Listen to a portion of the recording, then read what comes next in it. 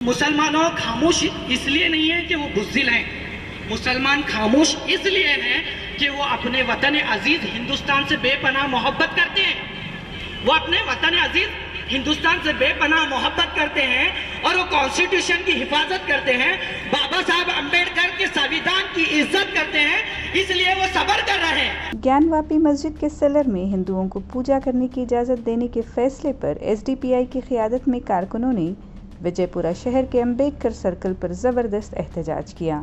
उन्होंने कहा कि हमारी खामोशी हमारी कमज़ोरी नहीं है, हमें हिंदुस्तान से प्यार है, हम आइन का एहतराम करते हैं। कारकुनों ने मरकज़ी हुकूमत पर तनकीद करते हुए अज़्म किया कि हम इंसाफ के लिए लड़ेंगे। मुसलमानों की खामोशी को बुज़दिली ना समझना। मैं कहता हूँ मुसलमानों की खामोशी को बुज़दिली ना समझना। मुसलमानों खामोश इसलिए नहीं है कि वो बुज़दिल हैं।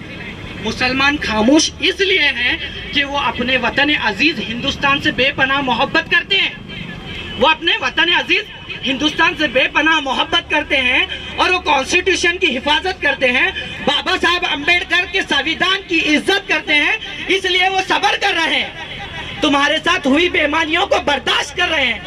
क्यों बोले तो हम डेमोक्रेसी की हिफाजत करने वाले लोग हैं। मैं आखिर में आप सबसे गुजारिश करता हूँ कि इंसाफ की लड़ाई में चाहे वो हिंदू हो, चाहे वो मुस्लिम हो, चाहे वो क्रिश्चियन हो, किसी भी कम्युनिटी का रहने, वो इंसाफ के लिए लड़ने की कोशिश करें।